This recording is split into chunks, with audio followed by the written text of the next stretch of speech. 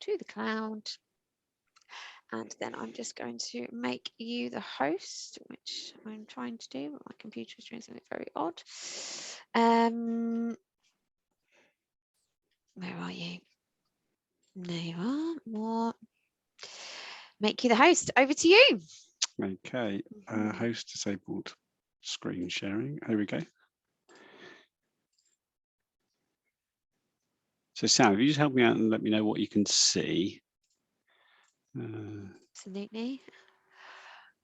Can you see the actual page, the presentation? Yeah, we've got the page of the presentation. Yeah. Cool. Good. Okay. Right. I'll go for it. So, good afternoon, everyone. I'm Stuart Feest. I think, sorry, Stuart, we just need you to do it as a slideshow, just so it goes up a bit bigger, so everyone can see it in a bit. All right. So you can't see that. Yeah. It's sharing screen. Yeah. It's sharing screen 2, and it's not letting me. It's not letting me doing that. So there you go. Perfect. That's the one. Is that big enough? That'll do. Yeah, perfect. Yeah, we'll run with that because it won't let me do. I've got the presentation on the screen. So yeah. So sorry. Sorry everybody. I'm Stuart Feest. So I started working in recruitment in 1997, which feels like a very long time ago. And just to provide some context to how long I've been in this game, in 97, Steve Jobs had just returned to Apple computers and Tony Blair had just won a landslide election for the Labour Party. Recruitment agencies at that point, when I first started working for a recruitment agency, were faxing CVs rather than emailing them. And job boards had only just been invented, but no one was using them. So there's certainly no social media. And I also had a full head of black hair. So it was a very different environment when I joined in 97. But there are some things that haven't changed, and I'll come on to those later on.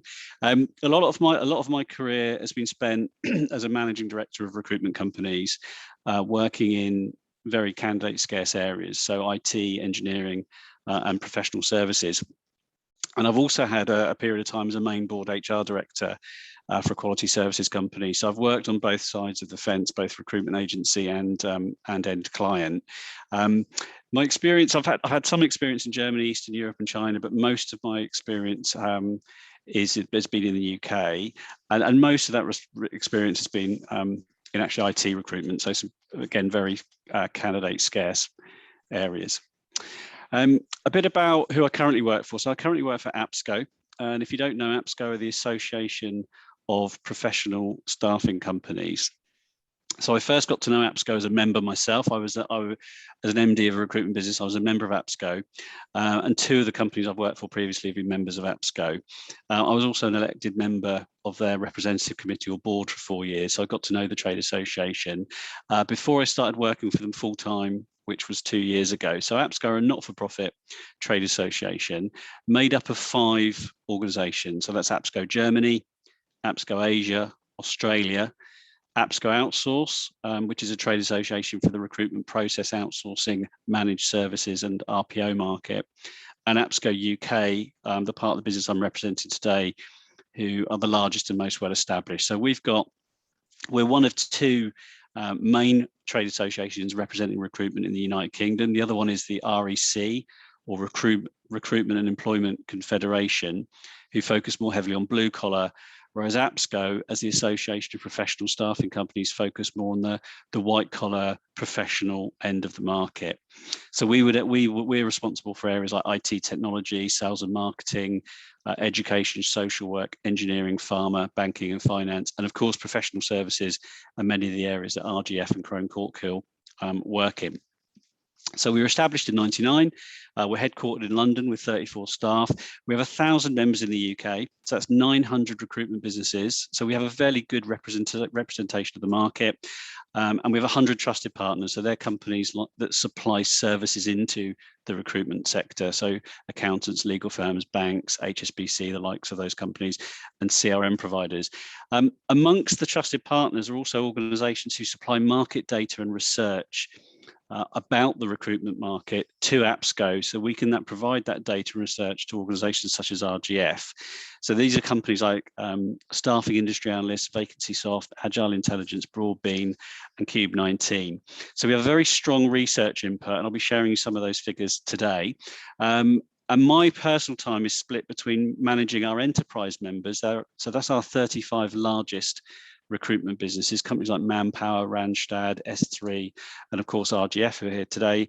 And I also work on global projects for the other APSCos around the world. What we do, very briefly, because obviously this is more interest to RGF than it would be to you guys, we lobby government and work very closely with government. We supply member organisations such as RGF with market research. And interestingly, we have a team of account managers and we run over 100 events a year for our membership. So we're very close to the recruitment community. And we also get a lot of anecdotal feedback. So I'll be sharing some research figures with you today and some data, but we also have a good ear on what's going on in recruitment. Members talk to us, and sometimes those anecdotes are more important than the data because they tend to be live and there's no time lag, they're immediate. So on to the topic of today's conversation. RGF have asked me to contribute to this conversation and cover two themes. So the first is the candidate shortage, and the second is hybrid working. But one of the quotes from the advert for this event caught my eye, and that was that the landscape of recruitment has changed before our eyes, and the way business is done has shifted dramatically. To a great extent, what recruiting in areas of candidate shortage is what recruitment firms do. And good recruitment firms can bring a lot of experience to bear in that market. And Sam will be talking about some of the practical things that you can do to cope with the candidate shortage. But I'll be sharing with you some numbers which demonstrate how extreme the bounce back of the recruitment market has been since the unlocking of the lockdown. It's very clear that there's a candidate shortage at the moment. Candidate shortages are not a new thing, but it has to be said that what we're going through at the moment is very extreme. And was also less predictable than some of the other candidate shortages, such as the year 2K, dot-com bubble, etc. The second point is about hybrid working. It's certainly less clear exactly how to manage flexible working moving forward, but I'll highlight some research which shows why it's so important to consider it as part of your candidate proposition when you're attracting talent. So the majority of the presentation focuses on information from the first half of this year, so Q1 and Q2. I've then updated it with some latest figures to bring it up to date. So first of all, there's some figures here from Broadbeam, one of the research companies that work with APSCo. Broadbeam provide a candidate sourcing platform and analyse online vacancy data.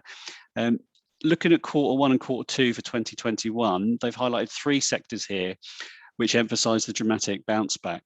The number of vacancies increasing significantly, but the applicant numbers decreasing significantly. So here we can see, for instance, in retail, vacancies up by 100%, but applications per vacancy down by over half, and that's reflected in all 3 sectors that they're reporting on.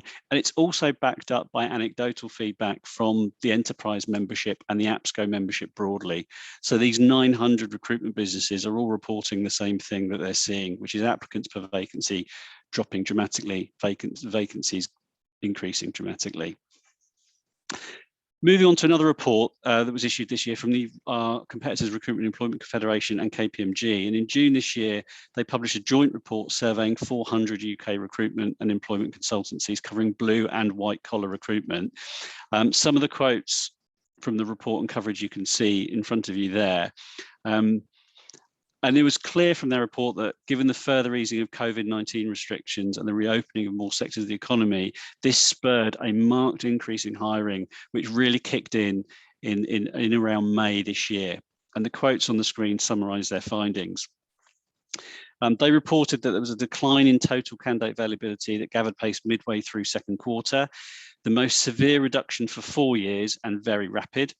Permanent and short-term candidates falling at substantial rates, with lower worker availability frequently linked to pandemic uncertainty and the subsequent reluctance of candidates to seek out new roles, fewer EU candidates on the market and furloughed staff. The recovery in hiring was much more sharper than anyone had predicted, and demand for work is increasing at this point in the year at the fastest rate for over 23 years, so faster than at any time that they've been running this report. Vacancy growth at the highest level since 1998. So this is not just about a small bounce back from the lockdown. There's a significant rise in vacancies and a candidate shortage that's almost unprecedented going on at the moment. Vacancy growth hits the highest since January 98. Record increases in permanent placements, with temp billing, so contractors placed, also rising dramatically, expanding at the quickest rate for more than 6 years. And candidate numbers fell at the second fastest rate in the survey's history. And as I mentioned, this survey covered both blue and white collar. So for instance, within IT, 70% of IT and tech industry companies experiencing skill shortages. And my guess was that the other 30% weren't hiring, because I think they would have seen the same picture. And it's a similar picture in accounting, it's a similar picture in engineering.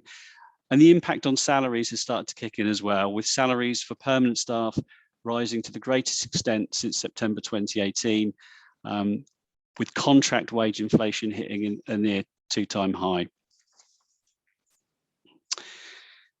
If we move on to data from the Office of National Statistics, so this is some of the recent figures for labour market stats, and you can clearly see the recovery in vacancies on this slide.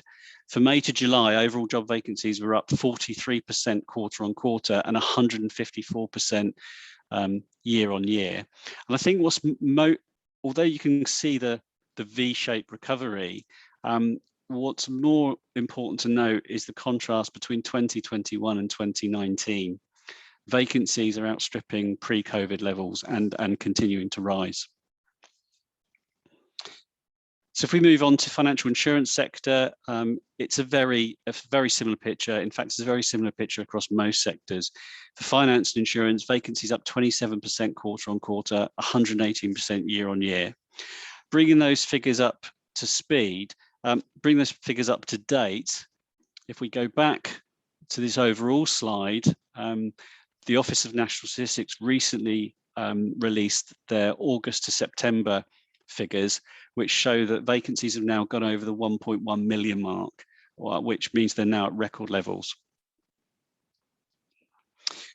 Bringing financial insurance up to date for the 3 months to September, this 35,000 has now gone up to 43,000, again ahead of 2017, 2018 and 2019. And then a similar picture can be seen in administrative and support roles. And if we look at the up-to-date data to the 3 months to September, to bring this slide up to date, the number has gone up to 83,000. So these vacancies are 38% up quarter on quarter, 115% year on year. So on all these slides, you can see the same story, a V-shaped recovery, a sharp recovery in vacancies, excessive demand, and demand that's now well in excess of the years running up to the COVID crisis. Another organisation that produces data for us shows exactly the same picture. Financial services vacancies rose 37.8% quarter one to quarter two, with hiring levels by the end of July already 7% over last year's total. Here's some more reasonably recent data covering the marketing sector. Again, it's the same story, and a point to note again, 2021 versus 2019. If you look at the monthly figures on the left, you can see the vacancies tracking up above 6,000. Normally in August, you'd see a dip. That was certainly the case in 2020, but you'd see some sort of dip. That's not happened this year. The same trend in the up-to-date figures for HR. So the same picture in all sectors. And if you look at the charts, it's not going down, it's going up. So if anything at the moment, the stream of vacancies coming onto the market is increasing, not decreasing. Cube 19 look at more recruitment agency data rather than the general vacancy market. And again, you can see this continuous increase through to the end of September at least. On permanent, 13% rise in vacancies month for month, 39% year on year. I won't go through all these figures because they're all saying the same thing. And then obviously the impact on unemployment. Unemployment fell, as unemployment fell, has fallen just after the easing of the COVID restrictions. So you can see on 2020 at the bottom, the figures went up. And now you can see the downturn as the restrictions were lifted. And I think this sums up the sentiment we were getting back anecdotally from our members, was that in Q1 of 2021, they were having record numbers of vacancies and placements. Now they've just got record numbers of vacancies. I think everyone's feeling the pinch, recruitment agencies included. There is a general shortage of candidates across most sectors and most skill sets. Just bringing back, if we just go back, I'll just bring this up to date. So this was included in the presentation I did for RGF back in September, but the Office of National Statistics has just announced their labour market review for October 2021.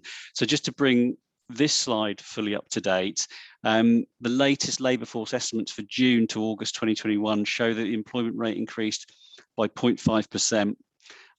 Which means that the unemployment rate is now down to 4.5%. So again, unemployment is continuing to fall, and that's based on the October ONS report, which reports on August figures. So at the moment, we have a record number of vacancies, and we have unemployment continuing to fall. So if we look at what's causing the skills shortage, there's a number of factors. There was a skill shortage before COVID. It's not a new thing. Under the skilled worker route, a person must have a genuine job offer at an appropriate skill level to get immigration approval to be licensed by the Home Office. So there's no effective entry route at the moment for independent contractors or permanent staff moving into the UK. It's not straightforward to immigrate into the UK. The lack of available candidates has continued to decline from July, and some of that was based on concerns over job security due to the pandemic. So people being hesitant to move and not coming onto the market, staying where they were. The lack of European workers due to Brexit and the immigration approach, and a generally low unemployment rate. It's estimated that 1.3 million non-UK workers left the country during the pandemic, which it sounds significant against the entire workforce. It's not the biggest number, but that's still a significant exit from the workforce. And going back to the idea of there was the furlough scheme and people being hesitant to move, just recently commentators are talking about the Great Resignation. So there is some positive in that people are deciding to move. Obviously, that's not a positive in terms of staff retention, but is a positive in terms of candidates re-entering the market. But I think what that means is you have to be exceptionally quick in your hiring. People are now starting to look at the economy with a bit more confidence. They are starting to look for other roles, but they're coming onto a market which is absolutely awash with vacancies. So to capture, you're going to be losing some of your own staff because of this Great Resignation, but to capture the people from the other companies that are looking for a different opportunity, you've got to be exceptionally quick because there's so many vacancies out there. So employers obviously have to think about how they can attract the staff they need. And this comes on to the second point I want to talk about, which is the demand for more flexible and hybrid working. So COVID-19 led to employees around the world settling into new rhythms of remote working. And it also seems that we're beginning to settle in the UK into some form of a new normal, with most companies now unlocking their offices. Most companies are getting their staff back into the office to some extent. Some companies, and I think they're very few in number, are going for a fully flexible option where they can.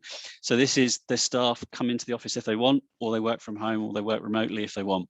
The vast majority are considering some sort of hybrid model.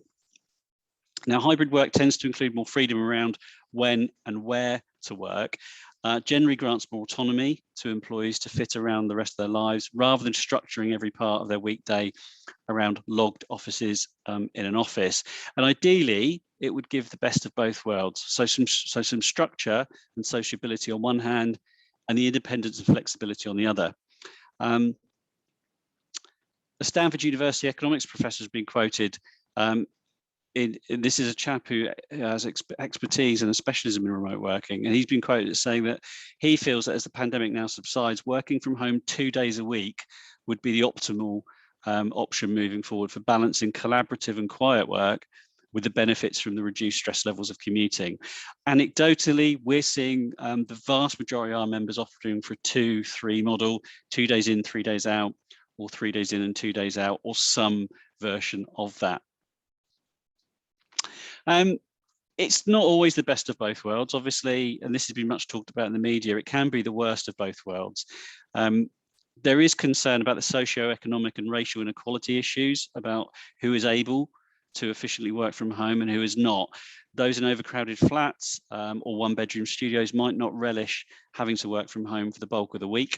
There's also the question of personality. Some people prefer and appreciate a fixed routine, and some people don't. Now, these images were taken from a BBC report, a recent BBC report on the topic. And selecting the right options for your business and for your staff is not straightforward. But however, it is clear that the genie's out of the bottle, and I don't think there's any sign of it moving back. There's enough people in the market that are demanding flexible working. So it is really a case more around if it's at all possible to offer it. You need to consider how you do that. Now, I won't go through all of this today because we haven't got time, but the significant business impact where we're helping our recruitment members cope with hybrid working. So you have to have the overall ability to provide it. You've got to be thinking about your communication, your social events, collaborative meetings, the culture. How do the juniors benefit or don't benefit because of the lack of learning by osmosis, learning at the water cooler, sitting opposite their colleagues.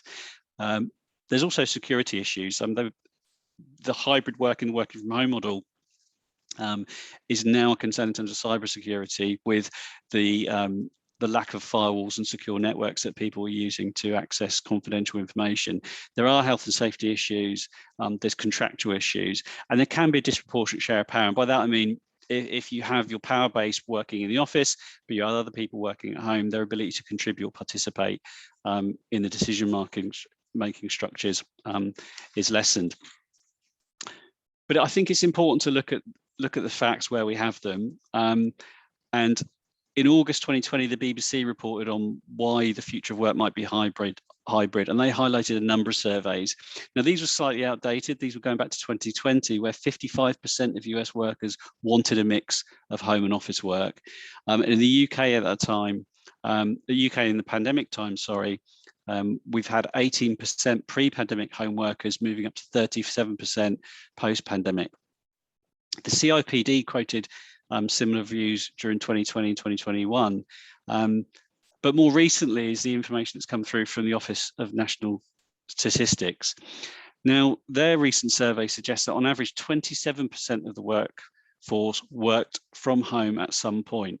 Now, that's significant because a lot of people in the workforce are delivering or working in hospitals, etc. They're working in manufacturing roles that they cannot do from home. So the 27% of the workforce worked at home at some point during COVID is really significant. The proportion of individuals working remotely has obviously declined since March 21, since things have started slowly opening up. But of the workers that were home working, 85% wanted a hybrid approach, which I found quite surprising. I thought more would want a completely flexible approach. But the message to take from the ONS report is that 85% of people who experienced home working want a hybrid approach. So that's why I think you need to focus on how you're facilitating that, how you're managing that, and also how you're including it in your candidate proposition when you're attracting staff. The reasons are both individual and for the business is that the individuals, it isn't just work-home life balance. They feel they're more efficient. There's a reduction in time to complete work. And that's shared by businesses. And they're not looking at just at staff well-being. They're not just looking at reducing overheads, but they're looking at the increased productivity that hybrid working is delivering. And it can be seen in online job adverts to an extent. So earlier in the year, this survey was done, and it showed that on online job adverts, including references to the term home working, had increased at a much faster rate than total adverts, with home working adverts in May 21 3 times above their February 2020 average, which is significant. But it isn't all straightforward. I just wanted to bring things bang up to date. So this was a flexible working study that was announced this morning on BBC Radio. 3 3 out of 4 jobs advertised in the UK at the moment still don't offer any type of flexible working options, according to a survey of 5 million adverts. So whilst the rate of those adverts is increasing, it still actually only represents 1 out of 4. Set against the backdrop that we've already painted a picture of, that the vacancies have soared to a 20-year record high of 1.1 million. And that 50% of employees actually want to work flexibly in some form. 50% of employees are now working flexibly in some form, but 9 in 10 want to. So there's a disparity here between the general direction of travel is that companies want to offer it. The general direction of travel is that candidates desperately want it, but it isn't being completely translated into adverts. So obviously, this is something to take on board when you're looking at your current roles. It's a high demand area. People want flexible working. They're shouting about it, but they're not already seeing it in the adverts. So very briefly, to sum up, there is a severe skill shortage. There may be an improvement in the market as more candidates are coming online through the Great Resignation. There could be future improvements in skills training. There could be future improvements in immigration. I think it's better if you can hope for the best, but I think it's better to plan for the worst. And the focus, I would suggest, would be on the candidate proposition. As we've covered, hybrid working is becoming standard as a requirement of candidates now, and I think it's sensible to make sure you're comfortable that you're on the front foot with regards to your policy, procedures, and your advertising of those roles. It goes without saying, wages are slowly rising, not as dramatically as some had predicted, but as a minimum, you need to pay market rate and offer some form of attractive benefits. Recruitment process, be realistic, compromise where you can, heavily sell your candidate proposition. Consider silver medalists. So maybe consider people that would have finished in second place or could have been rejected 6 months ago, 9 months ago.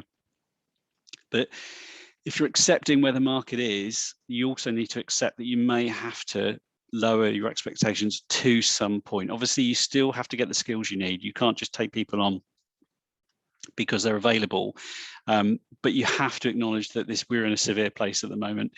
Consider contract. 14% of workers are self-employed, and despite IR35, there's evidence that shows that the registrations of limited companies is actually increasing, not decreasing, which is interesting. And of course, I would say this, wouldn't I? Working for a trade association represents recruitment businesses. Have a close relationship with your recruitment company. Recruitment companies have always specialised in finding hard to find people. They are struggling at times at the moment, but I think it is a time to rely on good relationships with a small number of agencies that you can work really hand in glove and partner with. So I'm sorry that's a little bit rushed. There's a lot I could go into. I don't want to steal Sam's thunder, but Sam, that's me done. Wonderful. Thank you, Stuart. I hope No everyone problem. found that interesting. I know it's definitely really good to get an overview of the market from someone in Stuart's position, which is amazing. So I am just going to share my presentation with you all. Give me just one moment. Bear with me. Sorry, guys, the lovely smooth Zoom changing we've got going on. Lovely. So I'm just going to share my screen with you all. Lovely. Here we go. Fab. Hopefully everyone can see that okay. We are continuing to record. I think we've had a few more people hop in the last sort of 15 minutes or so. We are recording this session and we'll be sending it out afterwards. So lovely. Go in here. Sorry if you keep seeing something saying Zoom has quit unexpectedly. That's not quite what we want to see at the moment, is it? So give me just a moment. Fab. Hopefully everyone's got this okay. So we have introduction and sort of your overview of the market. So this is just going to be a little bit more in-depth information about interviewing,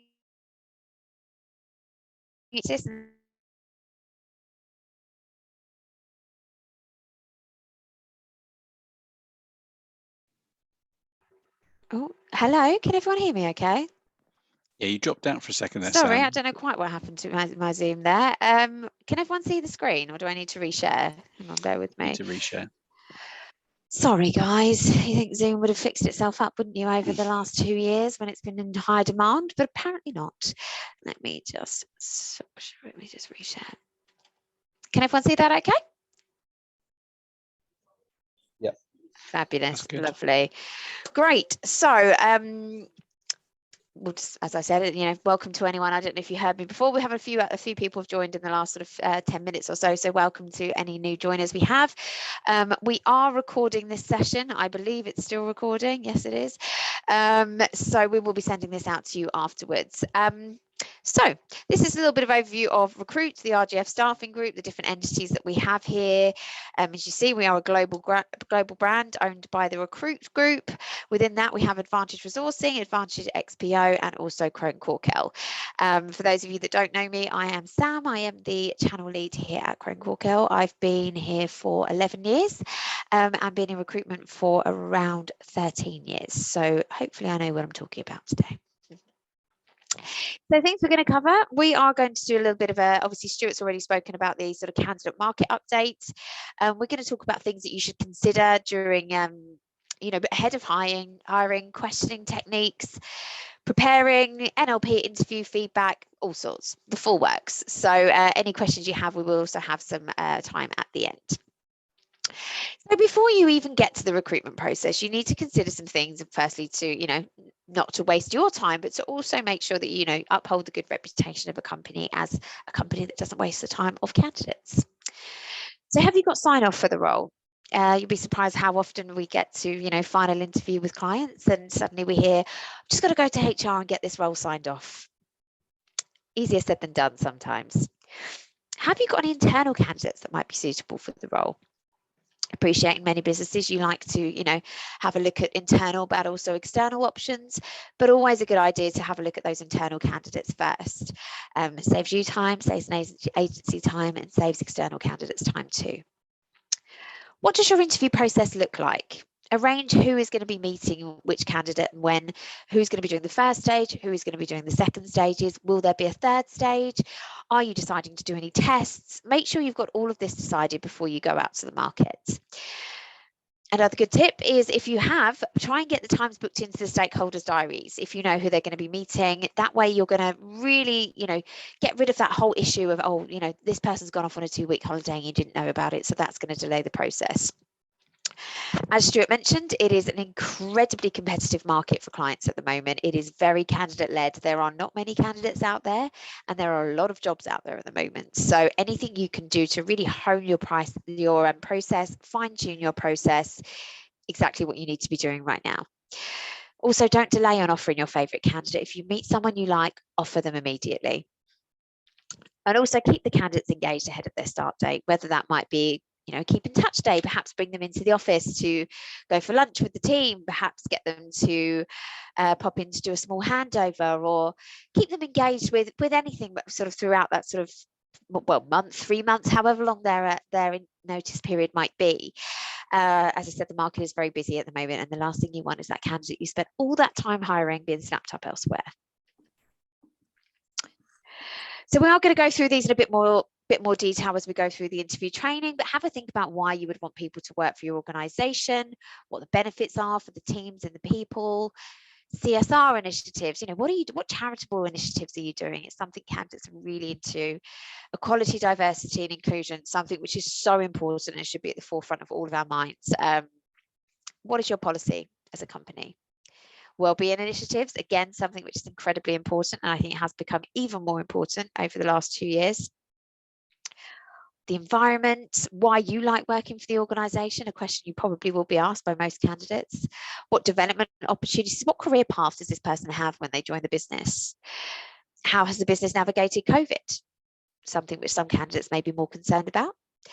What are flexible working options? As Stuart mentioned, it's something, a lot of candidates do want that flexibility now. And if you are planning to have people back in the office 5 days a week, do that from the start. I think we've had a few clients who've come to us recently and said, well, we're going to be flexible working for a while, but we want someone who's happy to flexible work now, but then we want someone who might be happy to go back full time. It doesn't work. You need to have your policy set in place. Is your website up to date? What are your company values? All really important things to think about ahead of interviewing.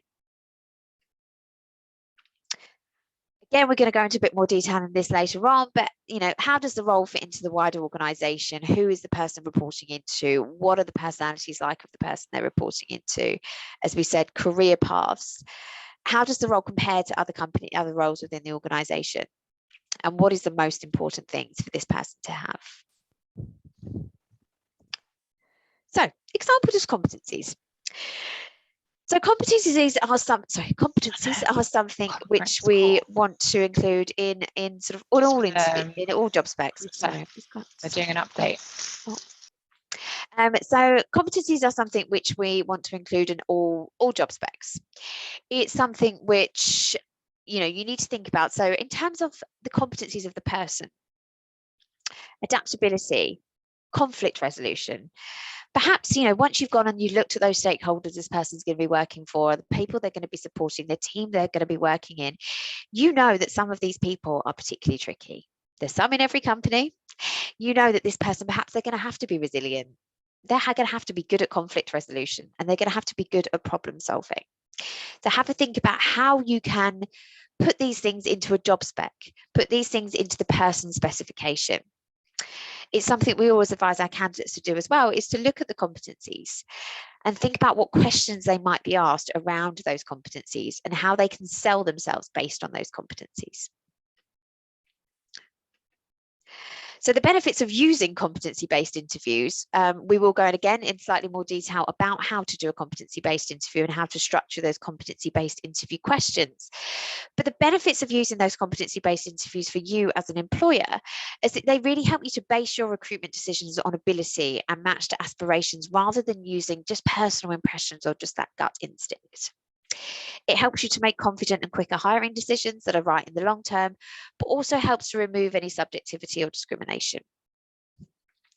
Benefits of using a competency-based interview for the candidate is that it gives them a really good framework in which to sell themselves. It helps them to feel that you've got a genuine interest in their ability and needs, and they walk out of the interview feeling like they've been challenged. Quite often we'll get feedback from candidates to say, oh, yeah, I really liked them, but they didn't really ask me any questions, or I didn't really feel like I got the opportunity to sell myself. If you really structure your interviews in the right way that we're going to talk about and include these competencies, it really gives them that framework to do so. So things to include in job specs. So obviously we've spoken about the key competencies, and these are obviously something you are going to include in your job spec, but other things. Make your job title specific. So targeted job titles are much more effective than generic ones. So is it an EA role, but is it an EA role supporting the CEO? Is it a team EA? Avoid too much internal jargon that might confuse a job seeker. We have a lot of it here. Open with strong attention grabbing summaries. So your summary should provide an overview of your company and expectations for the position. You need to really hook your readers with details about what makes your company unique. As we said, it is such a job full market at the moment. You need to be grabbing candidates. Your job spec needs to be an extension of your advert. It needs to be something which makes candidates go, yes, I really want to work for them. Of course, outline the core responsibilities of the role, make sure that anything they're doing on a day-to-day basis is listed, but also things that might make the role a little bit different and a little bit more unique to your organisation. Specify how the person fits into your organisation. This really gives you that visualization piece as a candidate. Are you going to be reporting directly into this person? What impact can you make on the company? It really gives them a chance to sort of see the bigger picture. And then, of course, include the list of the hard and the soft skills. So things like education, previous job experience, all of that sort of stuff. And as we said, include those competencies within this section as well. Job specs can be a pain to do, but they really do help in refining who applies for the role. So I would always advise, if possible, to try and get a job spec over to an agency or to any candidate that you're interviewing. So you've got you've got amazing job spec, you've got your competencies, you know exactly what your interview process is going to be. So now we reach the actual interview itself. So introduction, set up the room, even on Zoom. If you're in the office, make sure that, the aircon isn't on too high or the heating isn't on too high. Make sure that, you've got comfortable chairs for the candidate to sit in. If you are in a glass office, make sure that you've got the candidate facing with their back to so what's going on, the back to the office, so that they're not constantly distracted by people peering in, seeing who's interviewing. I say set up the room even on Zoom because this is something that's actually happened to myself. I was interviewing some sort of graduate candidates, and when I work from home, I have a sort of large floor-to-ceiling radiator behind me, and noticed probably about 2 interviews in that my delightful boyfriend had decided to dry a pair of his pants on the top of the radiator, and I hadn't noticed that I had a floating pair above my head. So just do a quick scan of the room. Have you got any washing showering in the corner? Got anything drying on the radiator? Is your dog doing something in the background? Try to make sure that you've got the room set up so there's nothing too distracting for you or the candidate. Set the tone for the interview, super important. If you know that you're quite a tough interviewer, don't be too fluffy at the beginning and throw them into a false sense of security. Equally, if you know that you are quite a chatty, friendly interviewer, set that tone from the beginning. Break the ice, put the candidate at ease.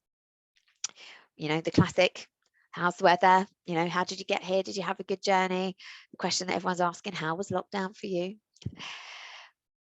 This isn't so much something to do with an introduction, but it is something which I do think is really important in the interview process, is to always ask all your employees their first impression of meeting that candidate. We've had situations where perhaps, someone's gone in for a couple of interviews, they've been absolutely charming and lovely to every single person they meet, but then they've said, the CEO or someone has gone to reception, or, a cleaner in the building, or someone that they've perhaps met in passing, and actually they've been quite rude to them because they've not been part of the interview process. So I think always really important to ask any of your employees or anyone that person's encountered what their first impression was.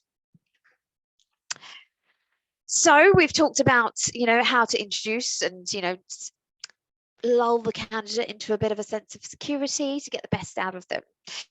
So now we talk about our questioning techniques. So an open question. This is exactly how you open an interview. This requires a response more than yes or no. So this could be, why do you think you'd be right for us? Where do you see yourself in 5 years? A probing question is exactly that.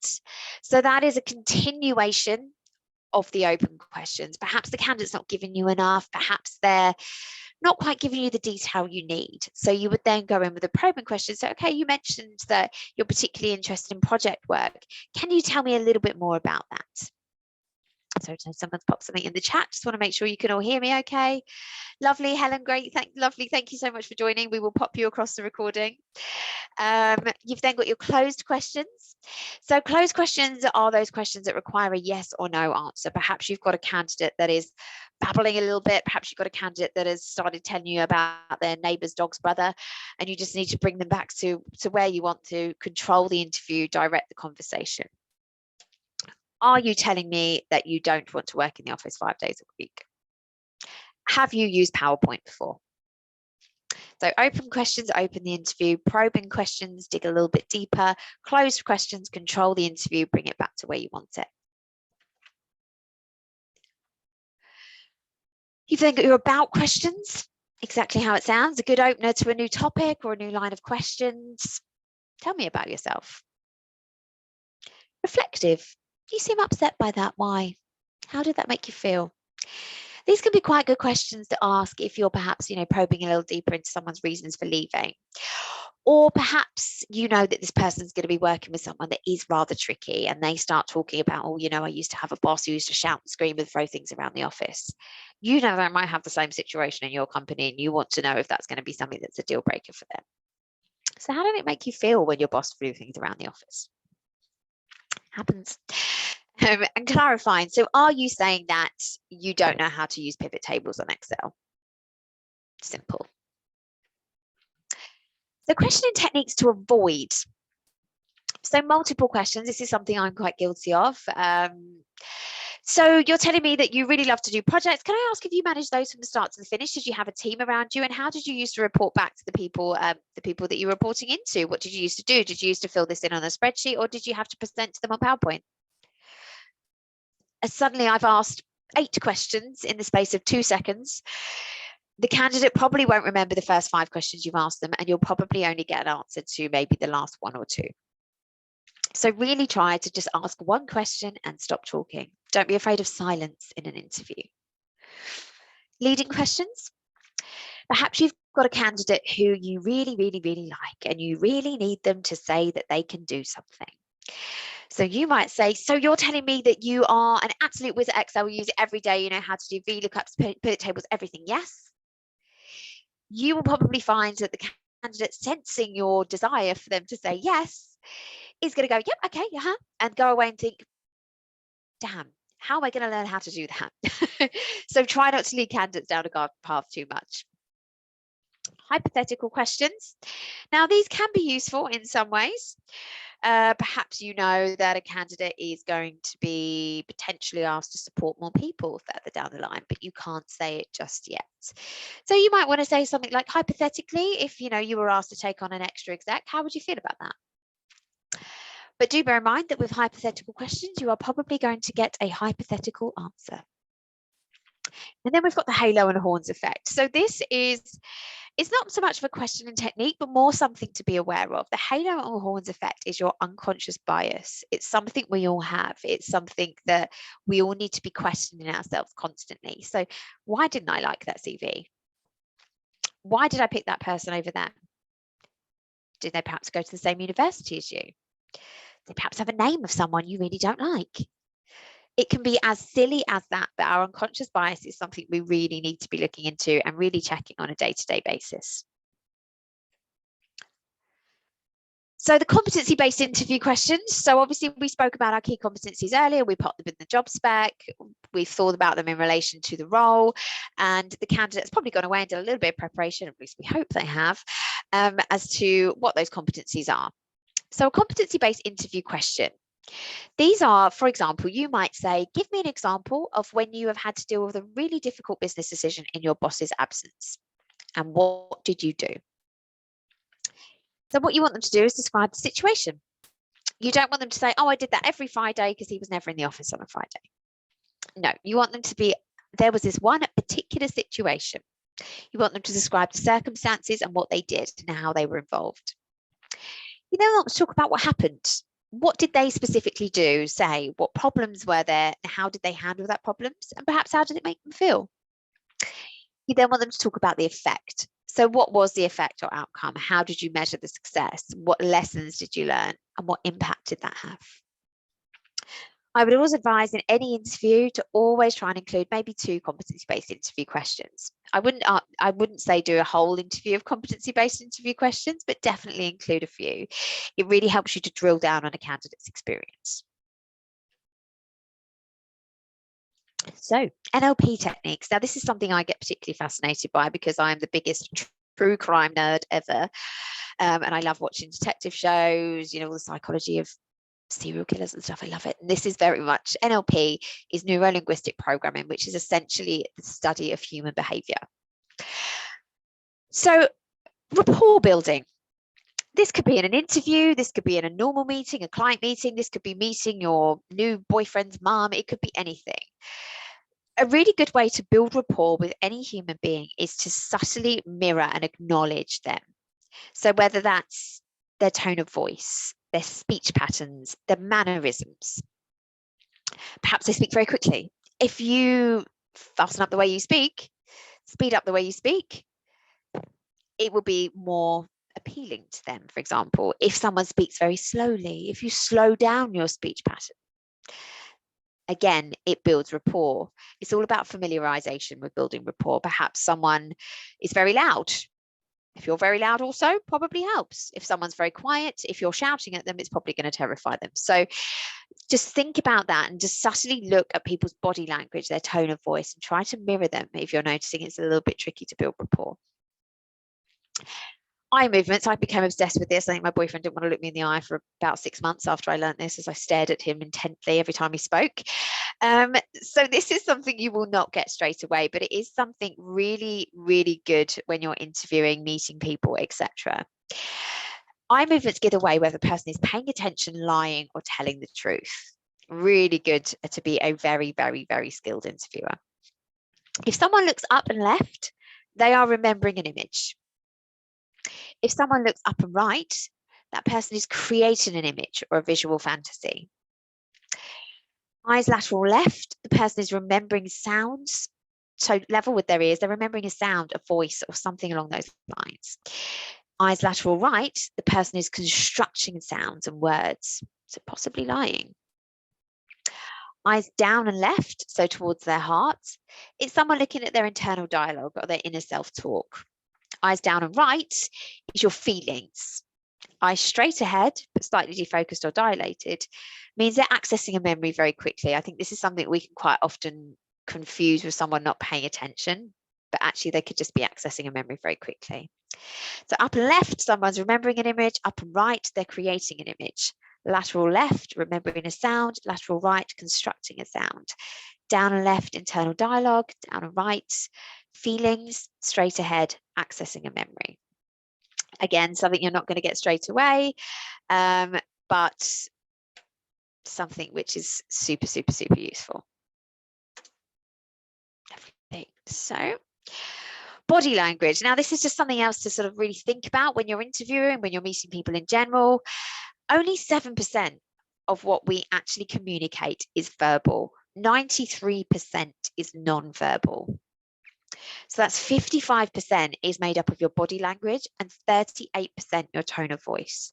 So just really think about that when you're interviewing. Think about, what, not just the words you're saying, but actually how you're saying them and how you're presenting yourself when you're saying them. So after the interview, you want to, as we said, really hone that interview process, agree timelines and stick to it where possible. This is super important. If a candidate is expecting to get feedback on Friday, you can't give them feedback on Friday. It happens. Perhaps someone's gone off sick. Always try and communicate with the agency or the candidate. Lack of communication is one of the biggest ways to lose a candidate in the process. Always provide feedback. I love this story. It's very Goldilocks and the Three Bears, and I tell it all the time. So you may think a piece of feedback is really stupid. You might think, oh God, it's a really stupid thing as to why I don't think they're right, and it's not really going to help them. But always give any feedback possible. For example, I had a lovely candidate. She was a team assistant. She had been she'd been working as probably about 2 years, so relatively, quite going in at the right sort of level. She was going in for another team assistant role. Loved everything about her, but the client phoned me and said, I really loved her, but she was too quiet. So I found I was really struggling to hear her. I was like, okay, fine. But she said, it's really silly feedback. So I said, no, all feedback is good. So I passed it on to her. She was like, right, okay, no probs. She went to another interview with a different client. They came back to me and they said, she was absolutely divine, but she shouted a lot. I was like, right, okay, sure. Went back to her again. I was like, oh, you shouted a bit too much this time. She's like, right, okay, no probs. Third interview with a third client, she spoke perfect tone and she got the job. So no matter how silly you think a piece of feedback might be, always try and pass it on. As we said earlier, if you want to make an offer, do so as quickly as possible. Don't leave a candidate hanging because another company might swoop in there. And don't undercut on an offer. If a candidate's presented to you or presented themselves to you at a certain salary, don't then try and undercut them when it comes to actually making an offer. It happens more so than you believe, and it really does leave a bad taste in the candidate's mouth and also makes them feel undervalued. Lovely. So that is that. So I'm just going to stop sharing the screen. Thank you guys for joining. As I said, we will be sharing the slides, and I will also be sharing the recording, providing it goes to the right place in the cloud. But thank you so much for joining. If there's anything we can do to help in regards to your recruitment process or anything Stuart or I can help with, if you've got any questions now, feel free to ask us. If not, feel free to reach out afterwards. Does anyone have any questions now for either myself or Stuart? I saw Sam, there's a query about the slides, and that's fine. I'll make sure I'll forward a copy over to you. Fabulous. Perfect. Lovely. Well, thank you so much for joining, guys. As I said, we will communicate and pop all this all out to you. And I speak for Stuart as well as speak to myself. If you do have anything you'd like to discuss with us, I'm sure, we'll be happy to help. And lovely to have you all. So go and get yourself some lunch. I'm sure you're all starving by now. Thanks, Sam. Thank you so much. Yes, thank you. Bye.